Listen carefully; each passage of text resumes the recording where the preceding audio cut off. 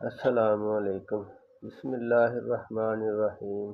حضور اقدس صلی اللہ علیہ وسلم کا ارشاد ہے کہ لا الہ الا اللہ والوں پر نہ قبروں میں وحشت ہے نہ میدان حشر میں۔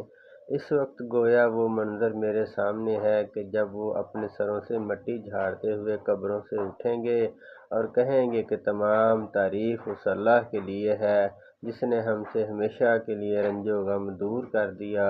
دوسری حدیث میں ہے کہ لا الہ الا اللہ والوں پر موت کے وقت وحشت ہوگی نہ قبر کے وقت۔ ایک حدیث میں وارد ہے کہ جو شخص لا الہ الا اللہ 100 مرتبہ پڑھا کرے اس کو حق تعالی شانہ قیامت کے دن ایسی حالت میں اٹھائیں گے کہ اس کا چہرہ 14ویں رات کے چاند کی طرح چمک رہا ہوگا۔